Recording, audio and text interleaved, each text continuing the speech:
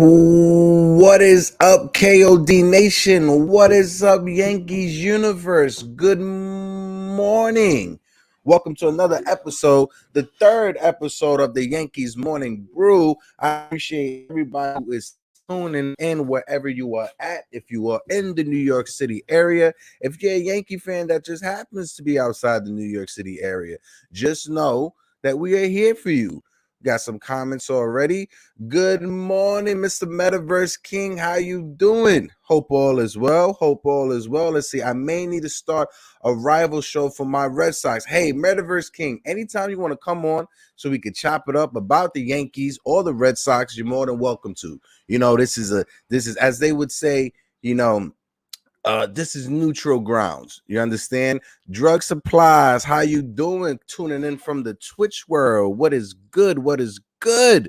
Let me check in right here. I have people on my IG live. What's good? Hope all is well. If you guys are tuning on Instagram live, jump over to the YouTube. Come in the chat. If you have Twitch, jump over to Twitch. Come into the chat. See what's good. But Metaverse King, seriously, anytime you want to come on, bro, hit me up. You can hit me up on Twitter, Project Nerd HQ as well. The Yankees Morning Brew has an official Twitter account, Yankees Morning Brew, KOD Media, a part of the KOD Media. So we just here living. Shout out to everybody that's out there. We had a great game last night, a beautiful game, a walk-off, if I may. First and foremost, let me see if I can add my guy up here. We had the one and only Aaron Judge. My man, Aaron Judge, he just showed last night why he needs to get paid. And again, where's your cup of coffee at? If you're watching, you got a cup of coffee, please let me know which brew you got. Oh, drug supplies as well. He said, Boston in the house. Yanks, I'm not sure.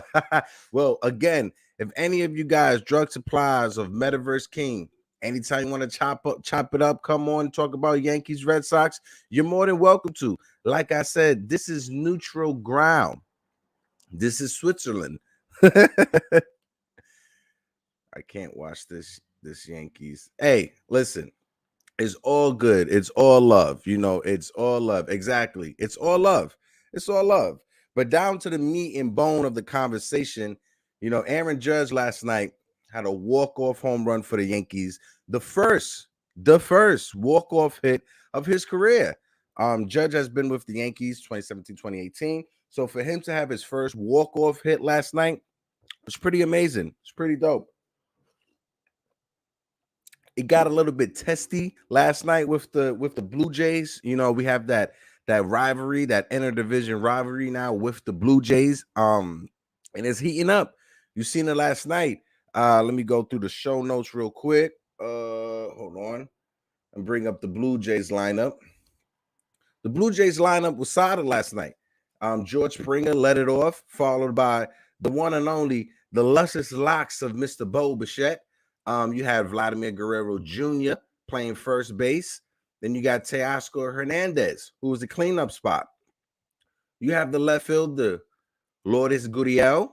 Then you had the DH, Alejandro Kirk. Then you had Matt Chapman. Then you had Espinal. Then you had the catcher, Heineman, to end out the lineup. With the pitching, yesterday they used 1, 2, 3, 4, 5, 6, 7 pitches. Kikuchi held the Yankees hitless for the first 5 innings, I should say. Then he gave up 2 hits, and was immediately taken out of the game. He did have 3 walks as well. Yankees, the traffic that they had on the base pass early was all due to base on balls from Kikuchi. Let's see who else we got over here. Sir Pizza Sandwich. What is good? When you mean pizza sandwich, you got to let me know how you mean a pizza sandwich. Do you take 2 slices of pizza and put them together as your pizza sandwich? Because that's something that I used to get in trouble with all the time when I was younger. Hope all is doing well. But yeah, when you look at the pictures, Kikuchi held the Yankees hitless for the first 5 of that. Boom, my man Pots and Pans. Sir Pizza Sandwich. Hey, if you ever in New York City, Sir Pizza Sandwich, I'm not sure where you at, but I used to work at this spot in Little Italy, right on Spring, and it's on Spring Street between Mott and Mulberry. It's called Lombardi's Pizza. It's literally considered America's first pizzeria. If you enjoy yourself a margarita slice, the calzone, or even like a clam pizza. They do fresh clams on a pizza. Lombardi's Pizza is where you need to go. And this is not a paid sponsorship. I'm saying it because I used to work there and I lived off of their pizzas for like 2 or 3 years when I was younger. But hope you be here next month. Hit me up, man. If you here next month, next month, man, hit me up, man. We'll go out and get some pizza. Clam pizza. Yeah, I'm serious. Look it up. I guarantee you, look it up. Lombardi's Clam Pizza. I can attest from when I worked there, every morning they had a fresh batch of clams coming every morning. They would pop them up, take out the clams and make it for the pizza. I'm telling you, really good, really good. And then, of course, the one and only Jigga Man Porto TV, my man Pots and Pans, the maestro, the man who made all this possible. Jigga Man Porto, I'm doing good. Hope all is well this morning. But yeah, back to the game notes. Kikuchi kept the Yankees hitless for 5 1/3 innings. He gave up those 2 hits. He was immediately taken out. Then you had Yimi Garcia come up. Yimi Garcia was up. And while Yimi Garcia was up, he gave up a 3-run home run to Stanton, Giancarlo Stanton, as a gentleman on the radio, Mr. John Sterling would say, John Sterling, Yossi Cuomo, however he pronounces it. But yeah, Yimi Garcia came up, gave up a 3-run shot opposite field to Giancarlo Stanton. And this is something that Chris Woodward, the manager of the Texas Rangers, would like. That home run, according to analytics, will only happen at Yankee Stadium. So, seems like Yankee Stadium is that little league ballpark you was trying to say the other day, but I digress. But then right after that, Josh Donaldson came up to bat and he hit him. Yimi Garcia hit Josh Donaldson with a fastball that was literally in the middle of his bat. The Yankees took offense to that, the dugout, the fans as well. And, after a few minutes, the umpires threw Garcia out. Like, literally, boom, he was out of there. Right after that, you had the former Yankee, David Phelps. He came in. He pitched 2/3 of the innings, gave up no hits, no runs, no walks, no strikeouts. Then you had Simber come in. Simber pitched the inning, gave up no hits, no runs, had a walk and a strikeout. Then you had Richards come in, who pitched the third of the inning, no hits, no runs, no walks, and a strikeout. And then you had Romano come in.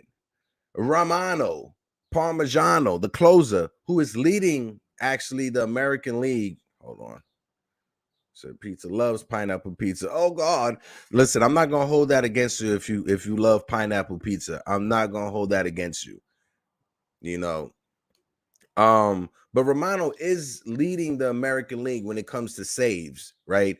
The Blue Jays alone, as it is, they have the 23rd worst bullpen in the American League, but Romano is their only solid reliever. So if you take out Romano from that bullpen, they have the worst bullpen in the American League. But Romano was the culprit. He was the one that gave up the 3-run bomb to Judge. And it was interesting because as soon as Romano came in, you could just tell that he was off. He was just erratic. He gave up 2 base on balls in Trevino. Then he walked DJ LeMahieu. First of all, when you got Trevino up there, Trevino is basically an automatic out for you. So when you got Trevino walking, then you got DJ LeMahieu walking, it sets it up perfect. And in that sequence between Romano and Judge only saw 1 fastball, right? Romano fed him slider first, fouled it off.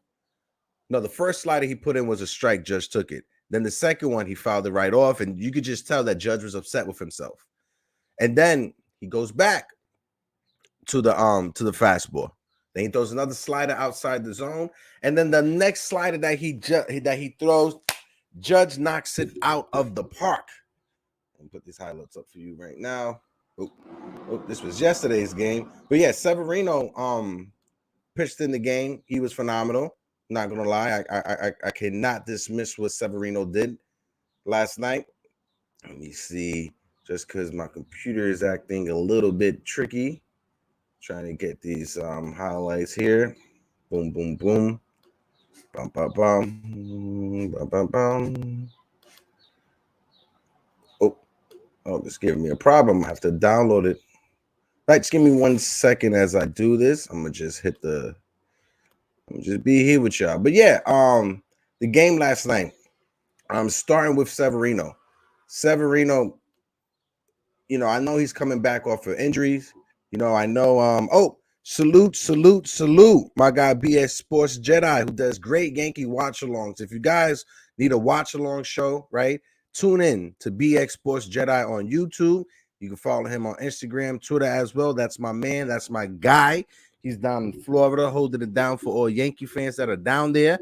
Eddie C in the Instagram chat, I see you, my guy. Salute. Listen, if you guys are free, if you guys could jump on the YouTube, just look up Yankees Morning Brew on YouTube and you'll find us. It's very easy. We are right there. But yeah, Severino last night. Severino pitched he pitched 4 2/3 of an inning. He gave up 3 runs, but the 3 runs he gave up, honestly, it shouldn't have been his. He gave up 1 home run to Springer. You could fault him for that. But after that, the next 2 runs that he gave up, it all started from a Gleyber Torres error. If Gleyber Torres never had that error, we would have never had those runs given up. There was a controversial call that was right at the left field warning track of Espino. He hit it. It was a deep drive, but right at the wall, Aaron Hicks made a great effort. He almost had it. In my opinion, I thought that he was going to have it, but he didn't. It hit off the base of his glove, right off the wrist area. It came back in. No, it hit off his wrist, then it hit off the top of the wall. At first, they called it a home run, but of course, because of review, they were able to bring it back. It was a ground rule double. 2 runners scored, and the Yankees were down 3-0. But hey, we could always say what ifs. If this would have happened, if that would have happened, but you never know. You never know. That's why you can't just rely on that. Oh, this is my guy, still Knick fans. Ron, what it do? Again, thank you so much for the congrats. He says, look at my guy. Congrats once again on the show. Thank you so much, Ron. It means the world. Always showed love and respect. I appreciate you and appreciate your guy, John, as well. If any of you guys watching are Knick fans, you can tune into Still Knick fans. It was a depressing season this year, I know, but your guy Ron has a very smooth late night radio voice, so he can help you get through the pains of this season. Trust me, he helps me. But yeah, when you look at the game, hold on, because for some reason the Yankee lineup is acting up on my phone, so off of the computer, so I'm gonna just read it off of my phone real quick. Oh, and the Yankees do have a game today. And it's an early game, 12:35. Normally day games, they start 1:05, 1:15, but 12:35 today, the lineups are already out. I'll read it later on. I just want to go through the box score real quick for the Yankees. You had LeMahieu leading off the game. LeMahieu was he was 1 for 4, snapping out his little mini slide that he's in. Then you had Aaron Judge, who played center field. I'm not gonna lie, Judge is looking real good in center field. He came up as a center fielder when he was in college, then in the Yankees minor league system, then they moved him to right field. But for a guy that's his size, Judge moves very well when it comes to playing center field. He moves very, very well. Oh, let me see this right here. Oh, there we go. Now I got it. So I can show it. Bear with me 1 segundo. Boom. Here it is. Boom. Oh, no, that's Jordan. It's the Blue Jays. What are you doing?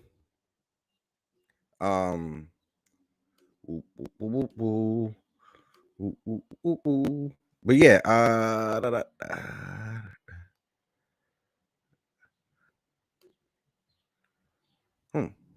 Anywho's, but yeah, Judge looks really well playing center field. Not gonna lie. Not going to lie whatsoever. It's not letting me bring it down. Don't know why. There it is. But yeah, playing center field, Judge has showed that, it gives the Yankees just so much when it comes to spreading this lineup around. You have the ability to put Stanton in right field. Stanton has looked good in right field since being healthy and showing that he could be healthy. I think this lineup that the Yankees put out, you could put this as their death lineup. When you look at the Golden State Warriors, when they run out Draymond Green, Andrew Wiggins, Jordan Poole, Klay Thompson, Steph Curry, that's their death lineup. So this lineup right now, it's you could say it's the Yankees death lineup. They just have so many different options, and it's not fair. Honestly, it is not fair for other teams when you have to go into a series, especially if it's a 5-game series or a 7-game series, and this is the lineup that you have to go against. It's going to be tough for your team. I'm not going to lie.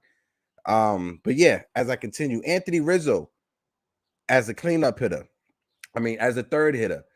Anthony Rizzo went 0 for third. I know he got the go-ahead hit last night. I'm not looking too into this, so I'm gonna just put it like this. He snapped his 2 for 30 streak. He got a hit last night. So now, right now, he's 1 for his last 4. I'm gonna just put it like that for Anthony Rizzo. Give my man the benefit of the doubt. But I think Rice Road, Anthony Rizzo will turn it around. Then in the cleanup spot, you had Giancarlo Stanton, who was 2 for 4. He had that big 3-run home run, and Stanton's looking good.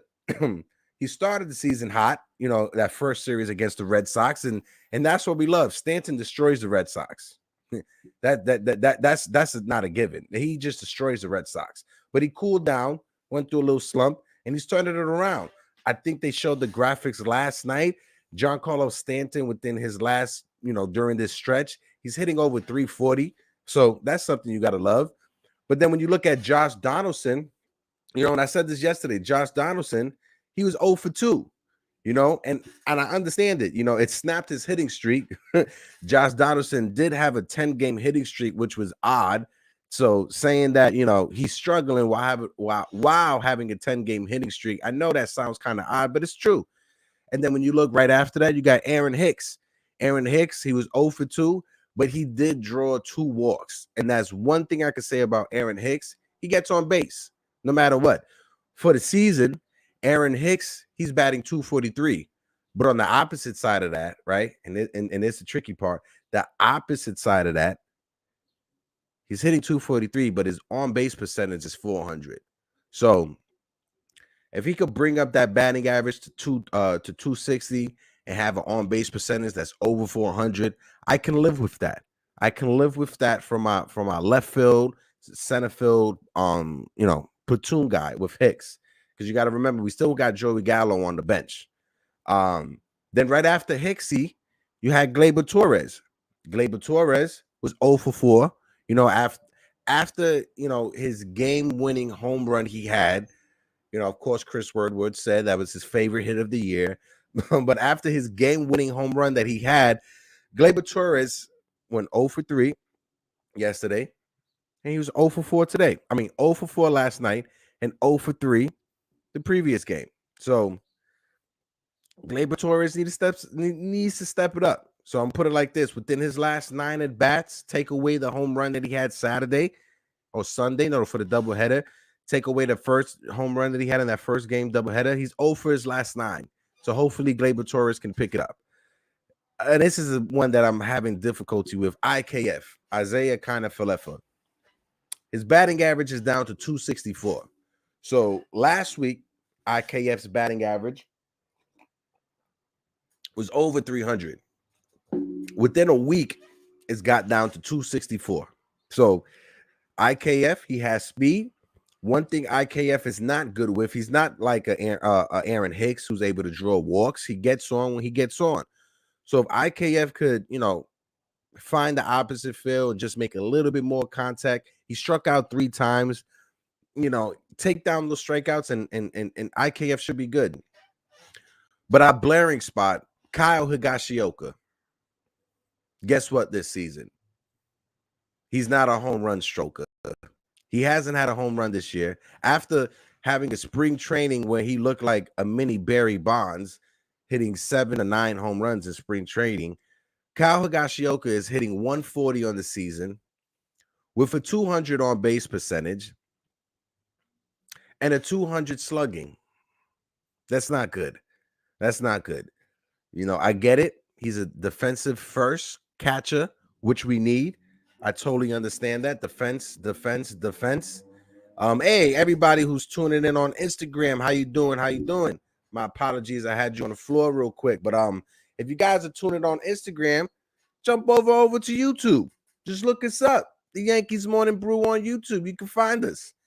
But back to reading off the lineups. Yeah. Kyle Higashioka. Now, I know when the Yankees made that trade, when we got rid of Gary Sanchez, which Gary Sanchez, he's fallen off a cliff ever since the first 2 weeks of the season when he started off hot, like I mentioned yesterday. Gary Sanchez has fallen off the cliff in Minnesota. There was a no-hitter yesterday, Verlander had, but our guy, Gio Urshela, broke it up. Shout out also as well to the LA Angels. I should have started this out. The LA Angels had a no-hitter as well yesterday. So, and they had a complete no-hitter from their rookie. I forgot the gentleman's name, Roswell or something like that. However, he's not a Yankee, so it's not important. But the rookie for the Angels, he had a home run. I mean, he had a no-hitter yesterday, a complete no-hitter. We already had one this season from the Mets, which was a team no-hitter. But when you have a pitcher who's able to go out there for 9 innings and throw a no-hitter, that's something special as well. But for the Yankees pitching, Luis Severino, he went 4 2/3, gave up 5 hits, 3 runs. Like I said, those 3 runs, one of them was a home run from Springer.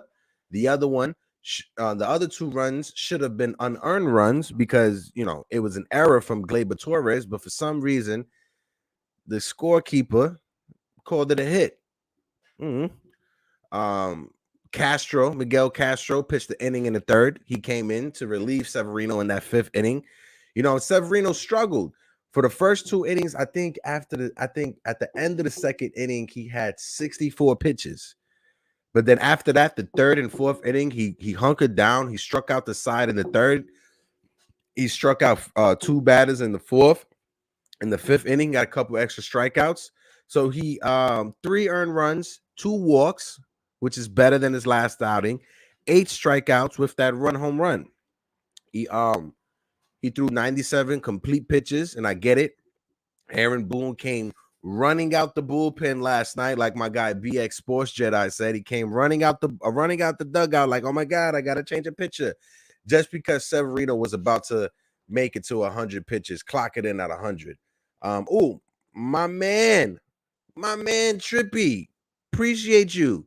Venture Season Network Podcast, my guys, appreciate you for tuning in. Hey, Ron, I told you, anytime you got some free time in the morning from 11 to 12, if you ever want to come on to talk about the Mets, we can talk about the Mets. He said, I love my Mets, but I have to respect this Yankee squad. They are playing great. Yes, they are. But guess what? The Yankees and the Mets are tied for the best record in baseball. The most wins, I should say, with 21 wins. The Yankees have a better winning percentage because we played a couple less games, but the Yankees and the Mets are tied both for 21 wins, leading all of baseball. I'm excited for that. I said this yesterday, and I'm going to keep on saying it. Whenever the Yankees and the Mets are good in the city, it just makes the rivalry so much better. It's not like the New York Knicks and the Brooklyn Nets, because the Brooklyn Nets, they don't have an organic fan base like the New York Mets does. The New York Mets have an organic fan base. There's history there between the Mets and Yankees. Different players that played on the Yankees played on the Mets. Different players that played on the Mets played on the Yankees.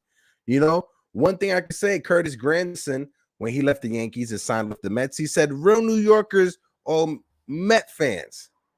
Don't know about that sentiment, but one thing I can say is that New York Met fans are ride and die fans. Because as a Yankee fan, I could admit there's a lot of Yankee fans that are in the fandom, that are just in the fandom just to be in it. They aren't die hard. They're just, the regular normies who like to tune in and root for a team, and I don't hate it. But sometimes it gives our team a bad name. Yep. Then LA, both LA teams. You got the Dodgers and the Angels. And shout out to the Los Angeles Angels. Like I just said, the Los Angeles Angels are finally putting a team around Mike Trout, putting a team around Shohei Ohtani. We need to see Mike Trout and Shohei Ohtani in the postseason.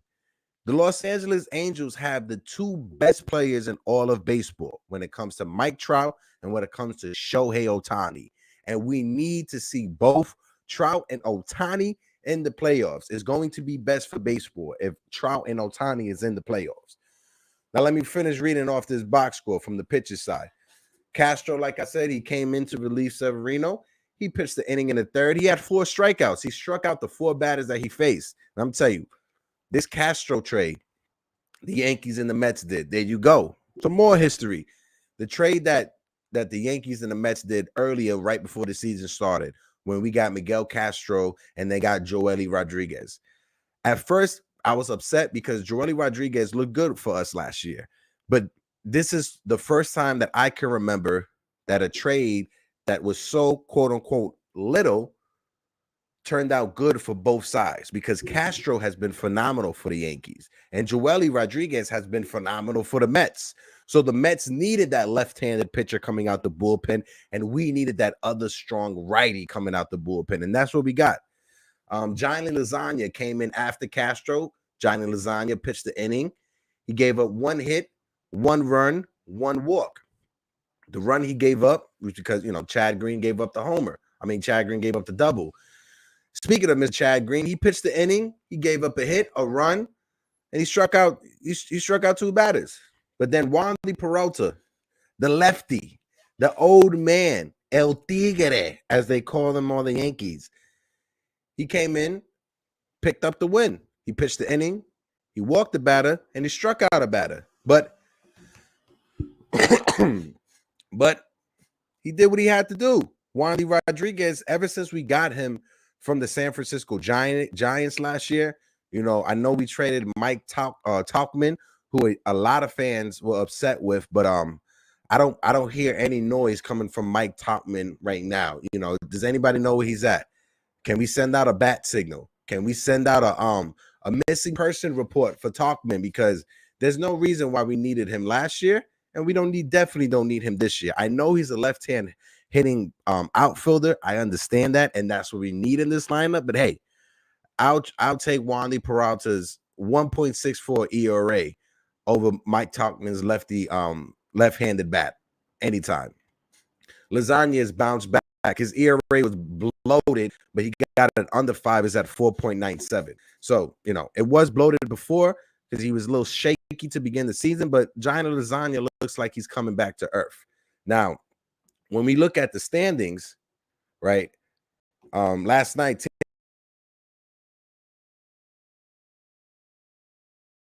Tampa Bay lost to the Angels. American League East, you got the Yankees with 21 wins and 8 losses with a 7.724 win percentage. Then after that, we got the Tampa Bay Rays, who are 18 and 13.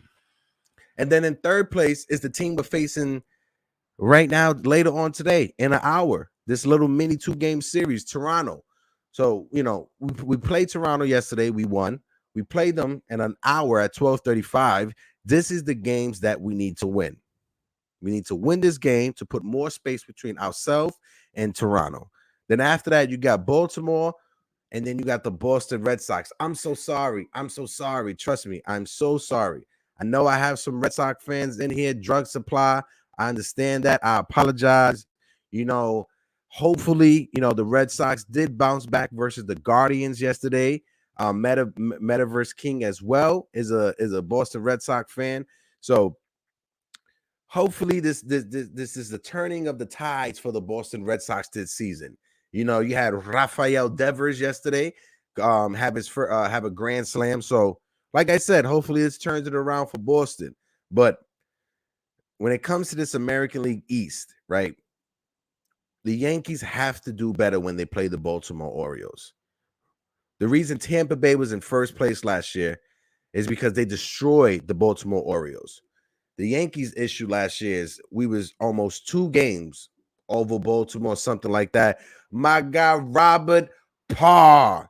Robert Parr's in the building. Salute to you, my guy. Hope all is well. I tried texting you the other day.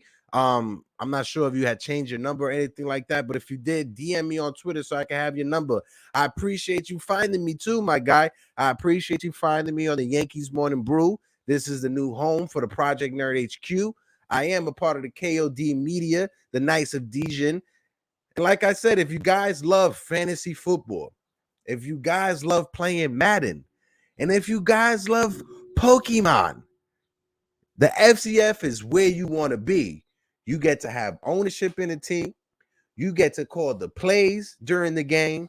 You get to do a weekly fantasy draft of actual players who are going to play for you and represent you. So this is where you want to be. This is where you want to be. Yeah, I have the same number, bro. So yeah, I have the same number. I was just, reaching out there, hoping that you was good because I haven't seen you in any of the chats. I haven't heard from you. So I was just reaching out, making sure you good. Hope the family is doing well. I hope the lady had a beautiful and pleasant Mother's Day. Knowing you, Robert Parr, I know you was on your game this past Sunday. But yeah, this division is going to be won by whichever team handles the Baltimore Orioles and the Boston Red Sox. I'm sorry to say it, as he fit. Those are the two bottom teams of the league, of our division, and you're going to win your division if you handle the bottom teams in your division. Point blank serious. Point blank period.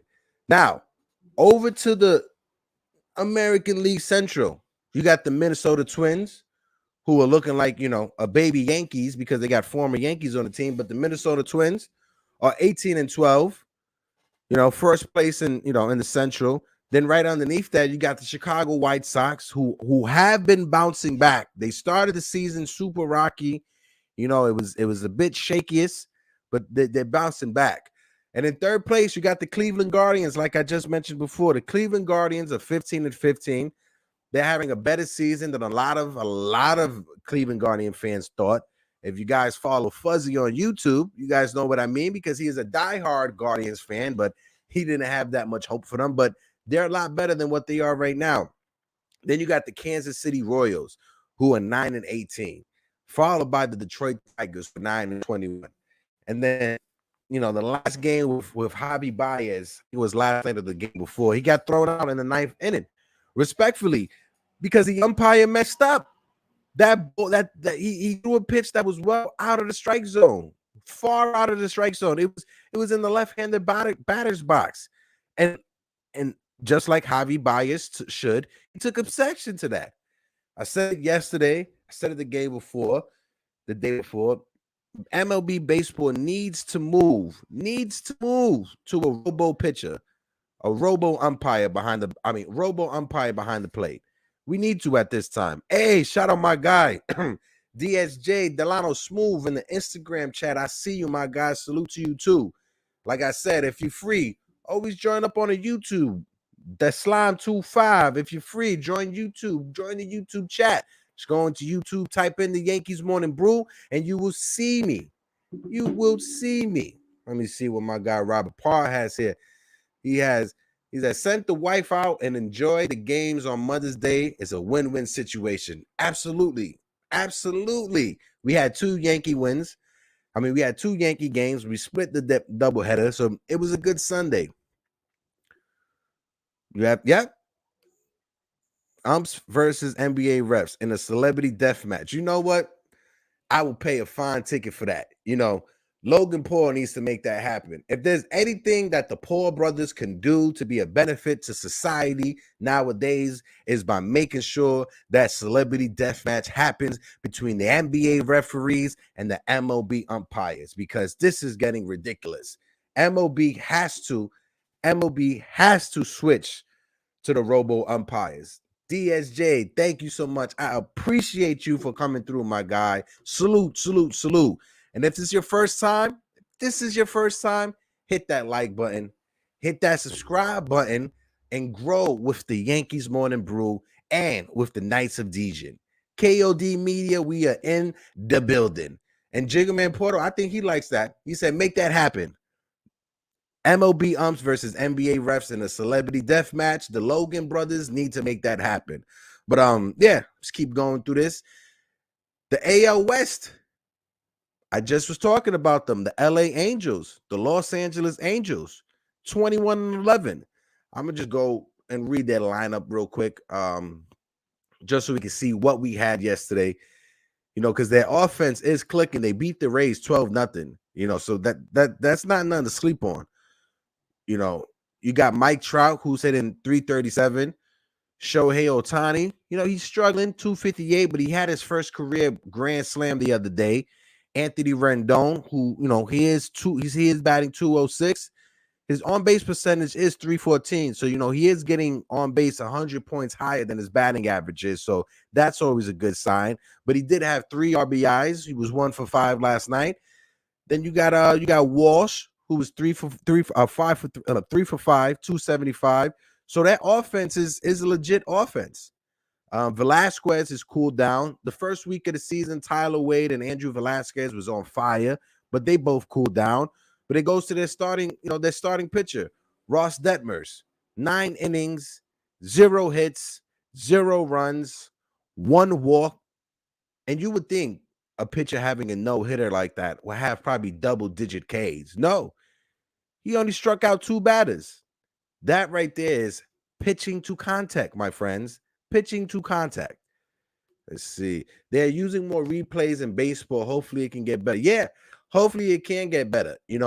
I want to see, honestly, Robert Parr, I want to see when it comes to the check swing.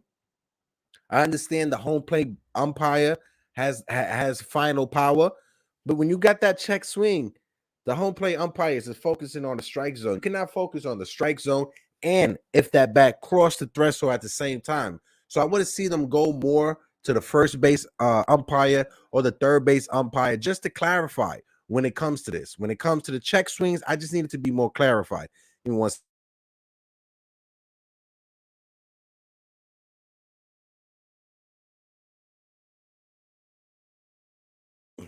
My apologies. Yeah, but when it comes to clarification, I'm gonna just need the umpires just to get more clarification when it comes to the check swing. That's all I'm asking for. Let's see. Oh, Thought Slime. Yes, Robo Umpire. I know you like that. If you're in the Instagram live, if you're free, jump over to YouTube and join the convo. I'm the celebrity rep. Yes, you are. You will be the rep for that, Robert Paul. I'll make sure that happens. Guarantee I will make sure that happens. But yeah, let me go back to their division. Boom, boom, boom. When it goes to the AL West, like I said, the Angels are in first place, 21-11. The Houston Astros are in second place, 19-11. And like I say, Houston Astros, they've replaced Carlos Correa really well. They've replaced him. The shortstop that they got, you don't even remember who Carlos Correa is. You got Seattle in third place at 14-17. You got Chris Woodward and his famous Texas Rangers, who are 12-16. You got the Oakland A's, who are at the bottom of the AL West, 12-19. We shouldn't be surprised. Especially since the A's, they shipped out Matt Olson. They shipped out Chapman, the pitcher, to San Diego. So you shouldn't be surprised that they're sitting in last place. It's sad. If you're an Oakland A's fan, you gotta be upset. I would. The Oakland A's are a major league team, and they like to navigate their payroll like they're a mom and pop bodega up in Dykeman, who is just a small business. You're a major league team, Oakland. Start spending your money. But hey, that's a convo for another day. Now over to the National League. You got the New York Mets. Hey, Met fans out there, I'm giving you guys a little highlight right now. You got the New York Mets, who are 21-10. They are tied with the Yankees for the most wins in baseball. They are second place behind the Yankees when it comes to win percentage. I'm throwing that little extra out there just to be petty. But they are first place in the National League East. And the NL East is not looking good because you have the Atlanta Braves, who are the world champs, defending world champs, under 500 at 14-17. Then you have the Miami Marlins in third place at 13-17. Then you have the Philadelphia Phillies, a la, baby Yankees also with Joe Girardi, Didi Gregorius, and former Yankees over there at 13 and 17 as well. Then you have the Washington Nationals in last place, 10 and 21. Oh, man, that's bad. But hey, if you're a Met fan, you got to be excited. And you're going to win this division by beating up on the Phillies and on the Washington Nationals. As long as you guys keep beating up on the Phillies and the Nationals, you'll be good for the rest of the season. Was it last week that the Mets had a six run comeback in the ninth inning? Oh man, that was phenomenal. I'm not gonna lie. As a Yankee fan, I tip my hat off to you Mets for that comeback rally. But now over to the NL Central.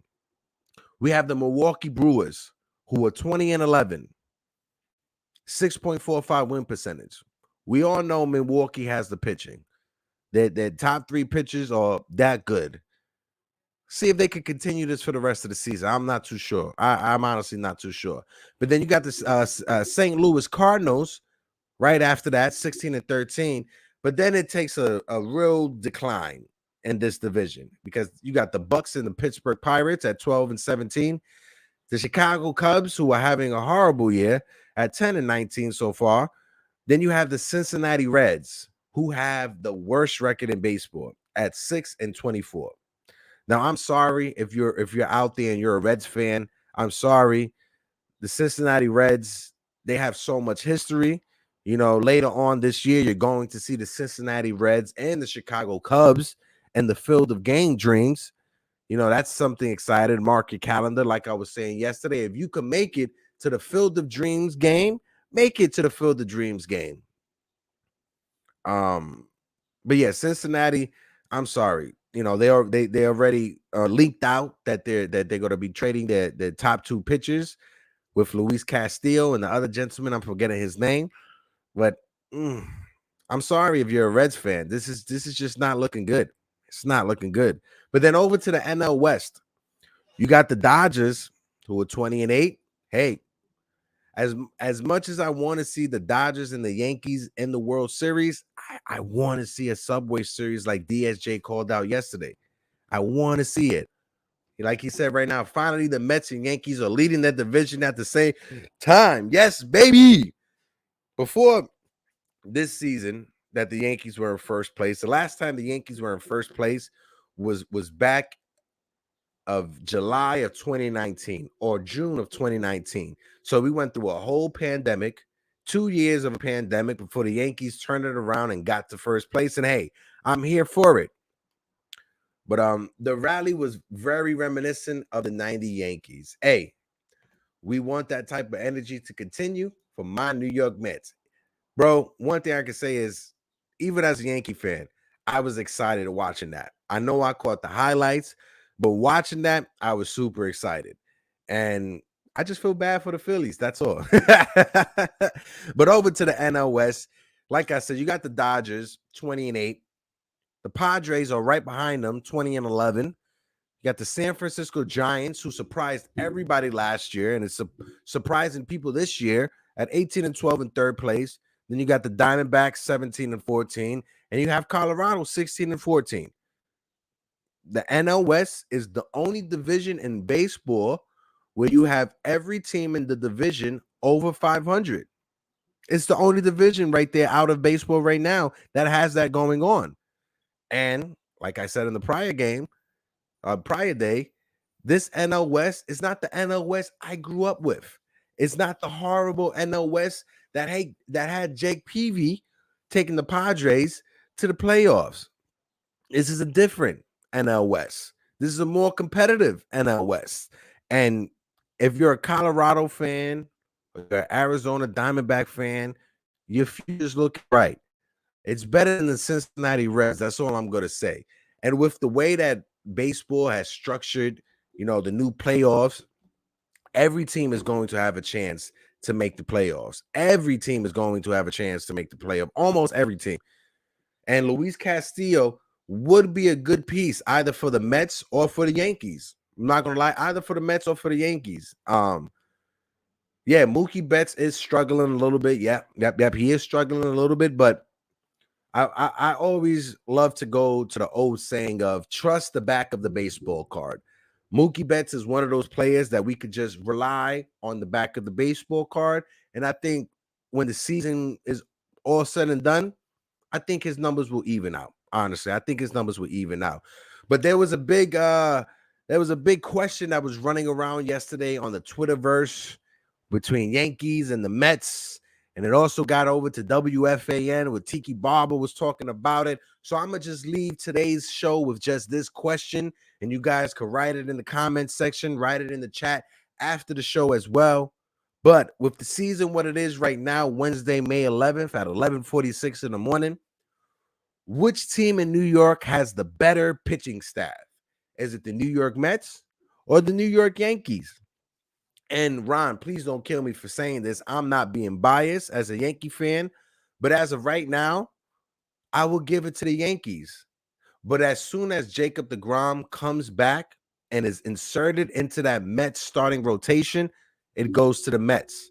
But with what I like and what I'm seeing right now with the Yankees, I think the Yankees have the best pitching starting wise.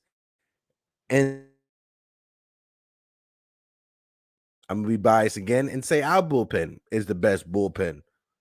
I know the Mets, you got a good bullpen, but our Yankees bullpen is top notch. It is top notch. We both have shaky closers when it comes to our closer and your closer, but hey, it's all a part of the game. It's all baseball, Susan, as they say. But hey, we're checking out right now. It's 11:47. I appreciate everybody who came through and was in the chat. I'm going to just read it off right now from the top. Metaverse King, appreciate you for coming in. I know you're a Red Sox fan. Anytime you want to jump on, let's get it going. Drug Supply as well, another Red Sox fan. Like I said, anytime you want to come on, let's do it. My guy, Sir Pizzas and Sandwich. You say you're going to be in New York City next month. If you're in New York City, hit me up. Let's go out for some pizza. My guy, Ron, still Nick fans. Appreciate you again. Like always, Unc. Like always. Venture Season Network Podcast. Appreciate you guys for coming through. My guy, Robert Parr, the OG, the original big time Nick fan. Robert Parr, I appreciate you, man. Honestly, all love to you, man. You know, we got it though, loving for Jigga Man Porto, you know, the chef of it all, the Phil Jackson of it all. Jigga Man, salute. Hope all is well. DSJ as well. My guy DSJ, who loves to cosplay as Dwayne Wade sometimes. You can catch him out there doing his Dwayne Wade impersonation. But hey, thank you for tuning in. Yeah, catch you next time too, Robert. Just know that Monday through Fridays from 11 to 12. If you guys are free, just know that we here at the Yankees Morning Brew. And like I end the show all the time, family out there, peace and love. Deuces.